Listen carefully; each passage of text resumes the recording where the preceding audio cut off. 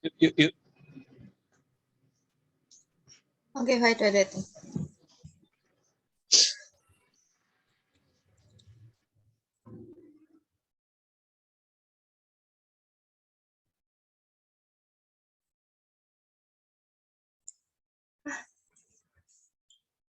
Kak Rani mana?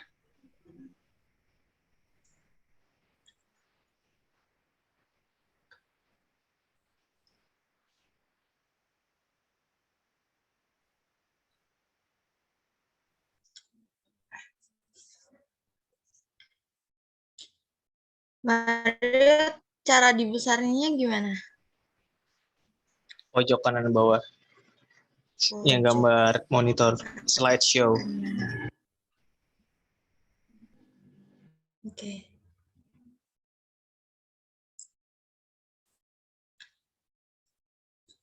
Aduh, kok nggak mau ganti?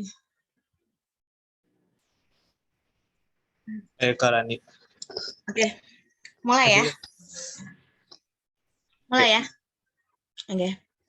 Baik. Assalamualaikum warahmatullahi wabarakatuh. Selamat malam, salam sejahtera bagi kita semua. Perkenalkan, kami dari kelompok 9 akan menganalisa tentang ekspor impor barang pangan yang berada dalam mata kuliah State Market and Society. Di mana kelompok 9 ada memiliki 4 anggota. Yang pertama ada Mario Redondo dengan NIM 1211004991, ada Poppy Elvionita dengan NIM 1211004026, ada saya Gian Azahra dengan NIM 1211004060, dan yang terakhir ada Putri Maharani dengan NIM 1181004024. Lanjut untuk pembahasan pertama yang akan dijelaskan oleh Saudara Mario. Kepada Saudara disilahkan. Oke, so pada case tadi kali ini kami akan menggunakan teori perdagangan internasional, yaitu muncul pada abad ke-16 dan terus berkembang di negara-negara Eropa yang dengan sebutan yaitu teori merkantilisme. Dan sistem ini didasarkan pada gagasan bahwa pemerintah itu terlibat dalam transfer barang-barang antar bangsa agar meningkatkan kekayaan di antara bangsa-bangsa yang terlibat. Dan latar belakang dari teori ini yaitu bermula karena tidak semua negara mampu untuk memenuhi kebutuhan negaranya akan barang ataupun jasa. Dan oleh karena itu, perdagangan secara internasional ini menjadi penting dan memiliki manfaat antar negara sehingga bisa memenuhi kebutuhan masyarakat. Oke, next.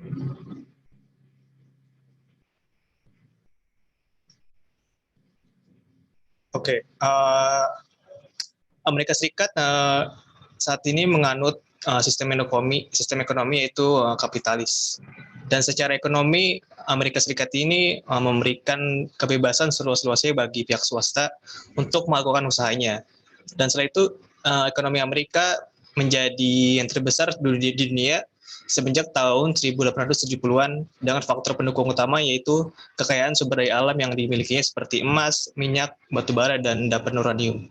Dan sebagai negara yang dimiliki perekonomian terbesar di dunia, pengaruh Amerika sangat kuat terhadap perekonomian negara lainnya. Dan hal ini tampak terjadi ketika krisis ekonomi di Amerika Serikat pada tahun 2008 yang memberikan pengaruh sangat kuat terhadap banyak negara di dunia. Oke, next.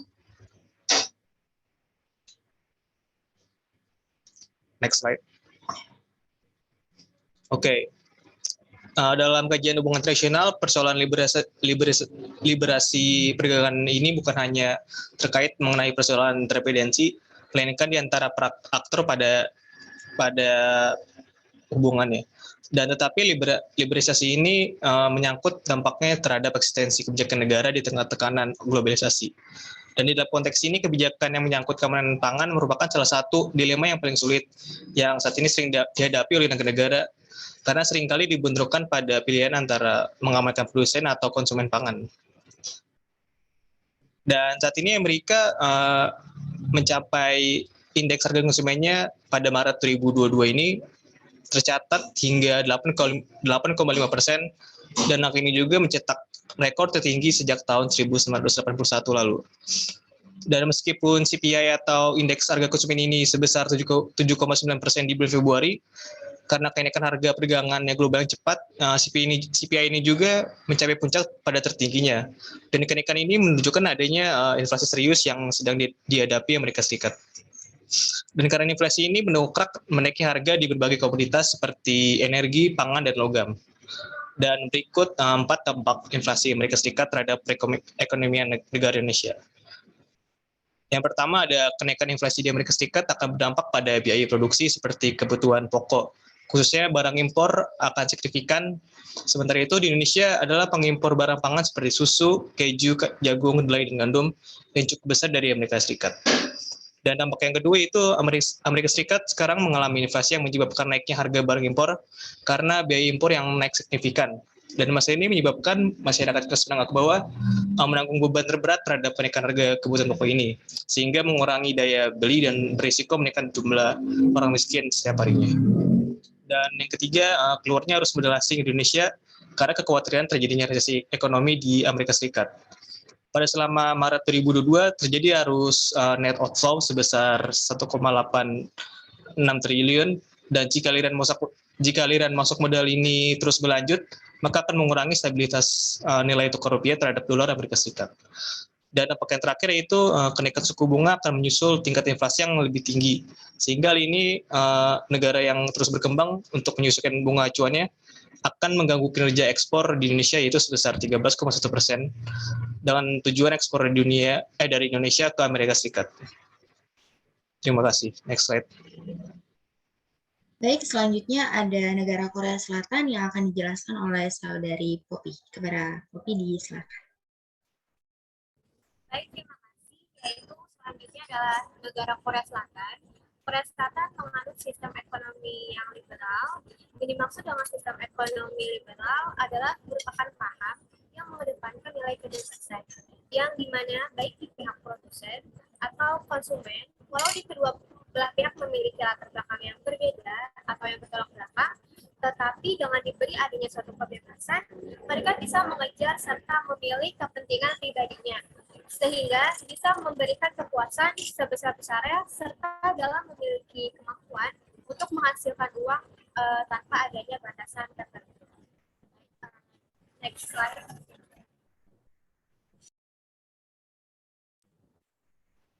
Selanjutnya yaitu dalam hal ekspor di Korea Selatan merupakan salah satu kunci kesuksesan dalam kebijakan pemerintah Korea Selatan. Yang pertama yaitu ada berupa data di layanan bea cukai Korea Selatan pada tanggal 14 Juli 2021, yaitu mengenai ekspor pangan dari negara Korea ke Indonesia mencapai 4,8 miliar US dollar tahun lalu dengan 14,7% dibandingkan dengan tahun lalu yaitu tahun 2019 senilai 3,7,3 miliar US dollar, berarti mengalami sebuah peningkatan. Selanjutnya yang kedua yaitu pada tahun 2021 Korea Selatan menjadi pengekspor rumput laut terbesar dengan 242,542 US dollar. Dan yang ketiga, Korea Selatan menerima impor kerupuk, biskuit, dan bubuk coklat sebanyak 67 juta US dollar yang dilakukan oleh pemerintah.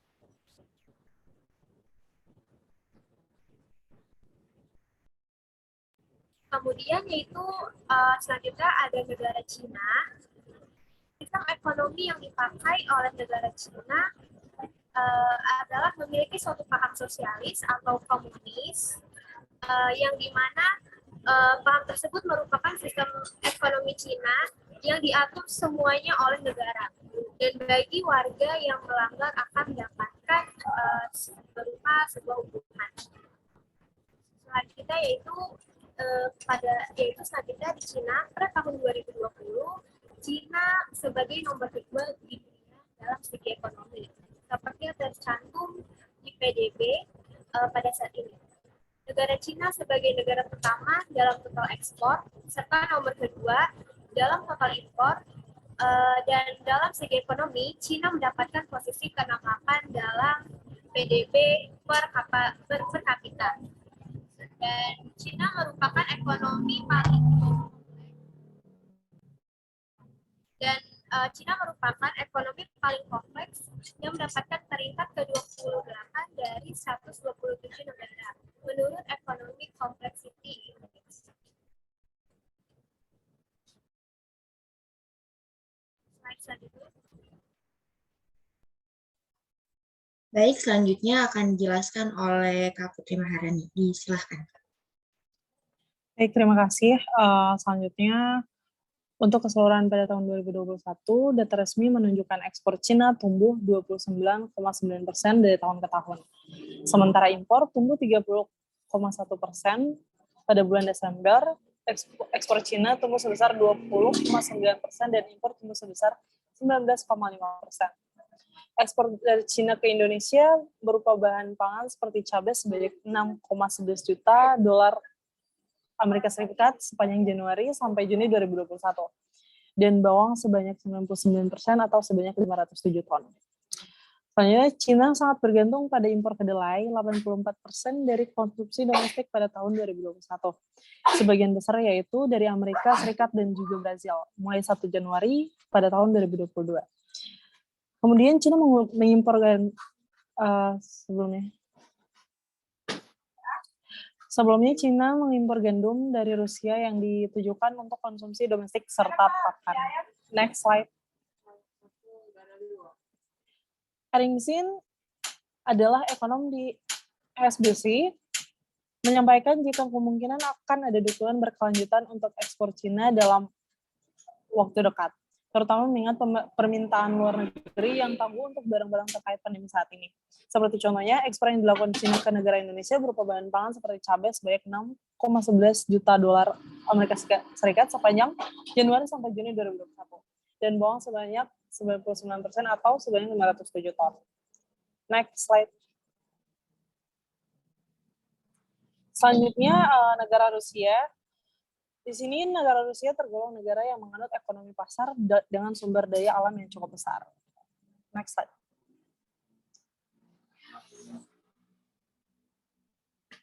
Sebagai salah satu negara maju di dunia yang terletak di benua Eropa, Rusia tergolong negara yang menganut ekonomi pasar dan dengan sumber daya alam yang cukup besar, terutama di sektor migas.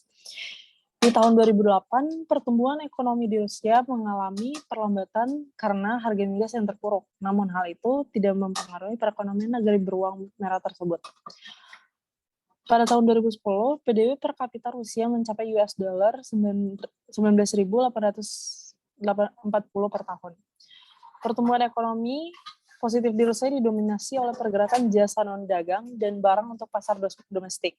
Untuk gaji pegawai dan karyawan, rata-rata gaji bulanan Rusia mencapai 960 dolar per bulan pada tahun 2013, meningkat dari 800 dolar pada tahun 2000.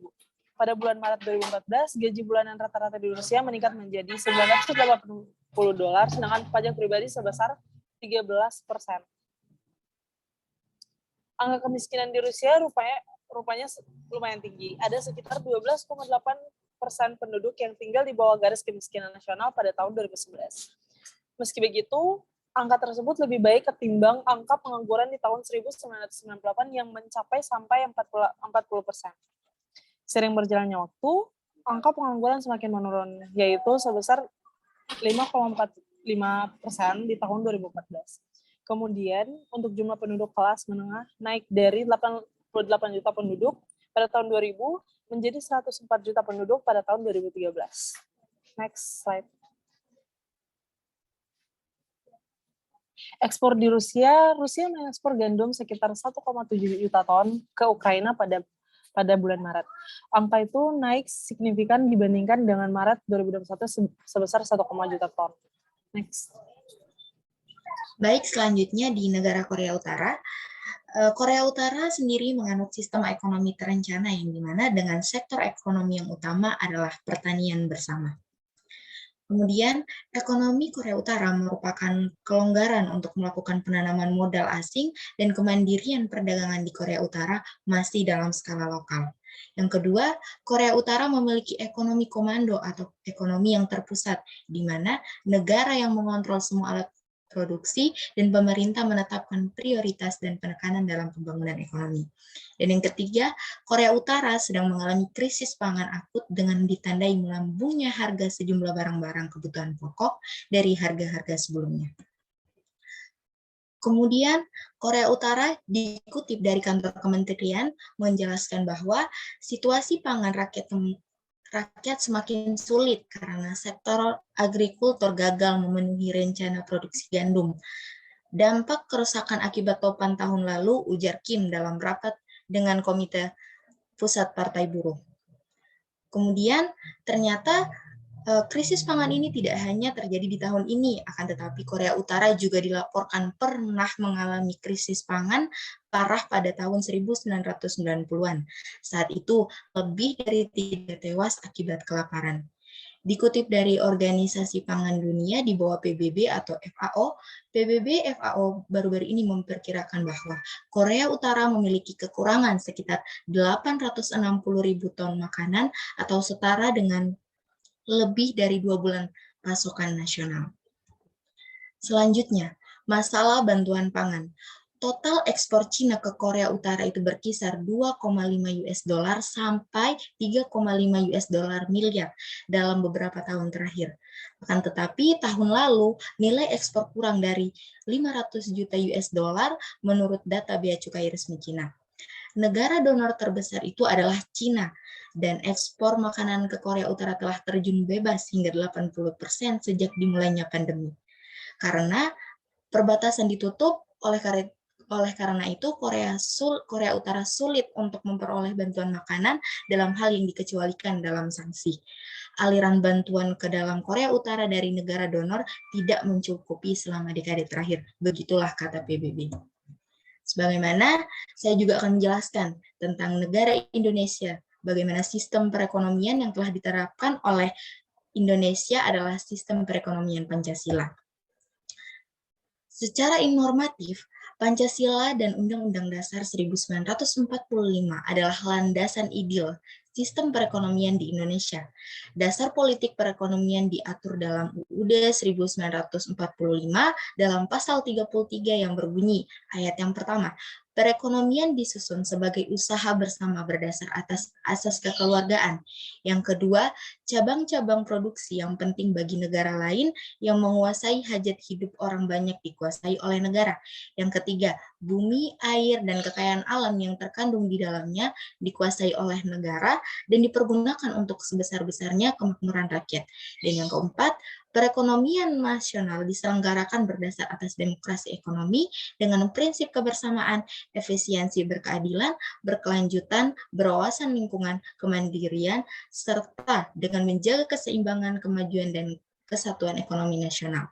Kemudian Indonesia memiliki komoditas pangan yang diimpor oleh Indonesia yang dimana terdiri dari berbagai jenis daging, susu, kopi, teh, hingga bahan pangan seperti cabai, bawang putih, lada, kedelai, serta jagung, gandum, tepung gandum, minyak goreng, mentega, kentang, kelapa, dan kelapa sawit. Kemudian, komoditas pangan di Indonesia. Pada Badan Pusat Statistik mencatat salah satu impor bahan pangan terbesar dari periode Januari hingga November di tahun 2018, di mana biji gandum dan maizena mencapai 9,2 juta ton. Kemudian diikuti komoditas gula seberat 4,6 juta ton, lalu impor garam 2,5 juta ton, kedelai 2,4 juta ton, serta beras 2,2 juta ton. Meningkatnya kebutuhan domestik yang lebih kencang dari produksi membuat pemerintah terpaksa mendatangkan beberapa bahan pangan dari luar negeri. Nah, rendahnya produktivitas inilah yang menjadi salah satu penyebab terjadinya impor bahan pangan. Kemudian, tujuan sistem perekonomian. Ada beberapa garis besar. Yang pertama, peningkatan pendapatan per kapita negara, perencanaan pembangunan ekonomi, dan laju pertumbuhan ekonomi. Ada peningkatan taraf hidup penduduk serta menyetarakannya, memperluas lapangan kerja dan mengurangi pengangguran, mengurangi kesenjangan sosial, meningkatkan kapasitas produksi, meningkatkan investasi, menurunkan angka kemiskinan, menciptakan keadilan dan kemakmuran masyarakat, meningkatkan kualitas pendidikan dan kesehatan untuk peningkatan kualitas hidup masyarakat. Dan yang terakhir, perekonomian Indonesia berkesimpulan bahwa Indonesia memiliki ekonomi berbasis pasar di mana pemerintah memainkan peran penting, termasuk untuk mengatur beberapa barang kebutuhan pokok seperti BBM, beras dan listrik dalam hal nilai tambah. Sektor industri menyumbang 40% dari PDB pada tahun 2015. Investasi asing langsung yang signifikan dan intensif pemerintah telah menempatkan industri ini untuk pertumbuhan di masa depan. Sekian dari kami kelompok 9, kami ucapkan terima kasih.